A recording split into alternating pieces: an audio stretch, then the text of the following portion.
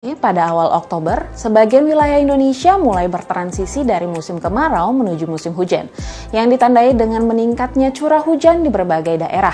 Pada periode pancaroba ini, hujan umumnya terjadi pada sore hingga malam hari, yang umumnya didahului oleh cuaca hangat dan juga terik di pagi hingga siang hari.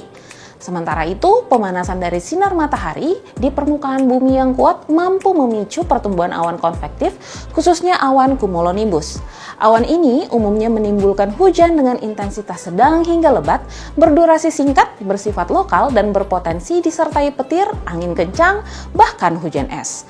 Dalam beberapa hari terakhir, BMKG telah mencatat adanya curah hujan dengan intensitas lebat hingga sangat lebat di berbagai wilayah seperti Ternate, Maluku Utara dengan intensitas 149,7 mm per hari, Manado, Sulawesi Utara dengan intensitas 138,9 mm per hari, dan di daerah Poso, Sulawesi Tengah dengan intensitas 59 mm per hari.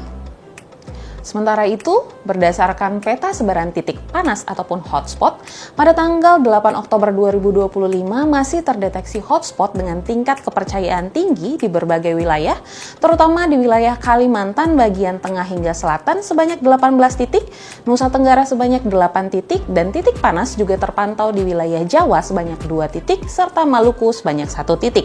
Kondisi ini menunjukkan potensi kebakaran hutan dan lahan ataupun karhutla yang masih perlu diwaspadai, khususnya di wilayah dengan lahan kering dan juga vegetasi yang mudah terbakar. Sobat BMKG, pada periode kali ini kami akan membahas terkait waspada, hujan lebat, dan juga karhutla selama masa peralihan musim di awal Oktober. Bersama saya Rira Injela Damanik, berikut kita simak informasi selengkapnya. Selama sepekan ke depan, pertumbuhan awan hujan cukup signifikan dan berpotensi memicu cuaca ekstrim di sejumlah wilayah Indonesia.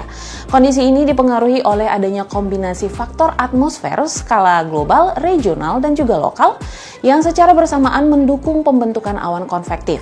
Aktivitas atmosfer tersebut dapat menghasilkan hujan dengan intensitas bervariasi mulai dari ringan hingga sangat lebat. Secara global, nilai Dipole Mode Index yang negatif berperan dalam meningkatkan pasokan uap air ke wilayah Indonesia bagian barat. Pada skala regional, aktivitas gelombang Rossby ekuator dan gelombang Kelvin turut memperkuat pertumbuhan awan-awan hujan. Gelombang Rossby diperkirakan aktif di wilayah Sumatera, Kalimantan, serta Papua bagian timur dan juga selatan. Sementara gelombang Kelvin juga terpantau aktif di wilayah Sumatera bagian utara, sebagian Jawa, Kalimantan Utara, dan juga Maluku Utara. Kombinasi aktivitas atmosfer tersebut berpotensi meningkatkan intensitas hujan di wilayah Indonesia. Selain itu, terpantau daerah sirkulasi siklonik di Samudra Hindia Barat Sumatera yang menyebabkan perlambatan dan juga pertemuan angin ataupun konfluensi di sebagian Sumatera Barat, Riau hingga Kepulauan Riau. Pola siklonik lainnya juga terlihat di Papua Barat Daya yang menimbulkan perlambatan angin di wilayah Papua Pegunungan hingga Papua Barat. Sementara itu, belokan angin teramati di sebagian Sumatera Utara, Kalimantan, Sulawesi Utara, serta Maluku Utara.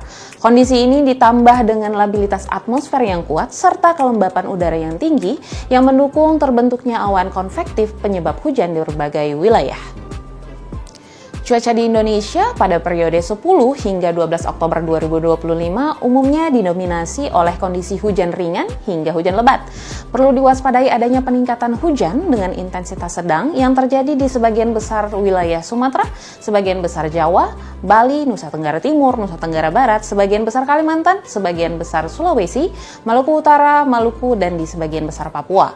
Sementara itu, hujan dengan intensitas lebat yang dapat disertai kilat ataupun petir serta angin kencang dengan kategori tingkat peringatan dini siaga dapat terjadi di wilayah Aceh, Sumatera Utara, Kepulauan Riau, Jawa Barat, Sulawesi Barat, Maluku Utara, Maluku, Papua Tengah, Papua Pegunungan, dan Papua Selatan.